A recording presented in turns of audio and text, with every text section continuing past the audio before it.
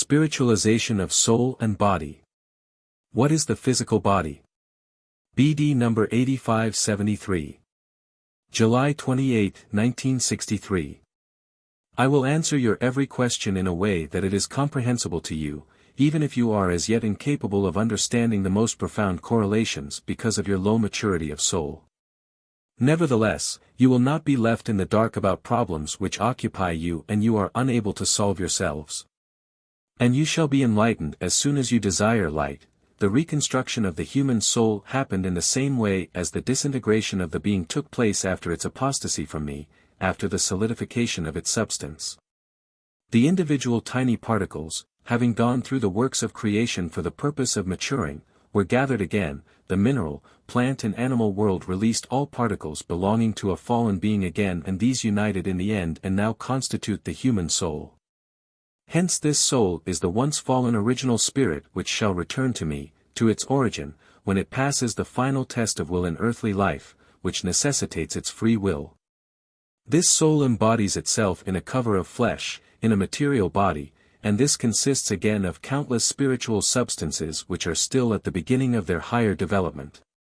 For all matter is spiritual substance at the start of its development, which already shelters more mature spirits within which must be of service and thereby mature fully.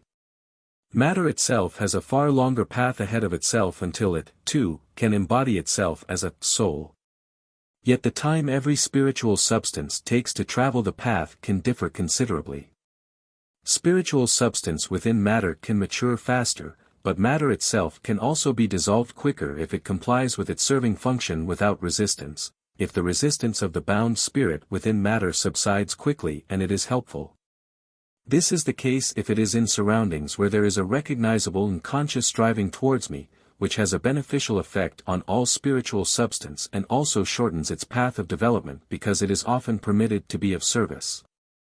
Understand it like this: where an inclination for matter still exists, where no spiritual striving is noticeable, that is where matter is being hoarded, it is given little opportunity to serve, and this extends the state of constraint in this material item, just as it can be considerably shortened if the human being does not strive to increase his earthly possessions and thus constantly gives the few material possessions he owns the opportunity to be of service. Then the human being himself, through his attitude towards me and matter, contributes towards a faster dissolution of the latter, and the bound spiritual substance therein will be able to change its external form far more often and faster, and also reach the stage when all particles have come together again sooner and the embodiment as a human soul can take place. Even the soul's earthly physical cover is still consolidated matter whose substance belongs to a once fallen original spirit, which likewise shall pass the final test of will as a soul on earth one day.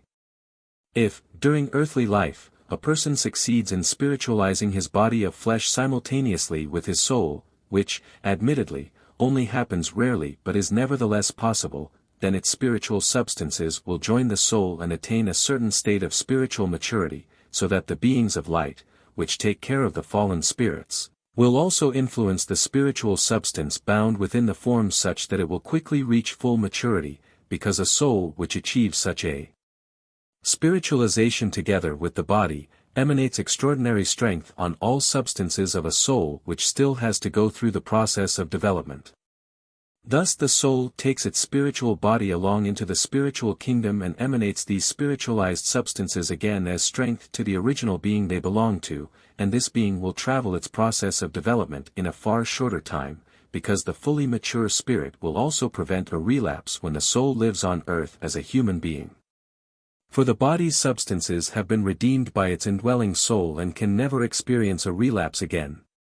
Instead, they will also exert influence on the soul in the form of strength and drive the latter into increased spiritual striving.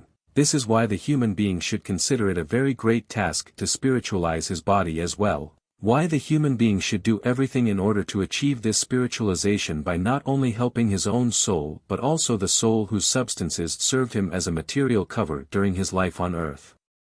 Earthly matter will fade away when the hour of death has come. A spiritualized body, however, joins the soul and flows again as strength to that original spirit to which it belongs, so that the latter will noticeably feel the help and, while in the human stage, can never fall back into the abyss because the already spiritualized substances prevent it from doing so. Through physical suffering and pain you can still help many of its still immature substances to mature fully. You can still make small sacrifices of atonement for these spiritual beings if you, in a conscious state, humbly bear the suffering which is indeed caused by the body's immature substances but which, through your love for everything that is still unredeemed and your willingness to help, contributes towards the body's spiritualization. Then you will not only attain your own soul's maturity but you will also help another original spirit to mature faster if you redeem everything unspiritual in you, which still belongs to my adversary, through your love and your will to help wherever it is possible. If this redemption does not take place, the body will go its natural course by dissolving and decaying and serving the untold number of tiniest living organisms again to grow, and then its path will be much longer, but even these substances will gather again one day and the final embodiment in a form on this earth will take place. Always remember that matter is spiritual substance at the beginning of its development which already shelters more matured spirit within itself, in order to enable the latter to be of service, by means of which everything spiritual ascends. You must differentiate between body and soul, and then it will be easier for you to understand the purpose and reason of physical suffering and pain and why Jesus' path to the cross is presented to you humans, whom you should follow. For he carried the sins for you humans, his soul was entirely without sin and yet he suffered indescribably.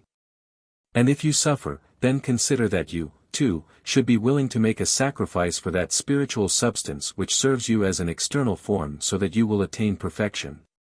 You can also considerably shorten its path of suffering, and your love should induce you to provide redeeming help for everything that has become sinful. Amen.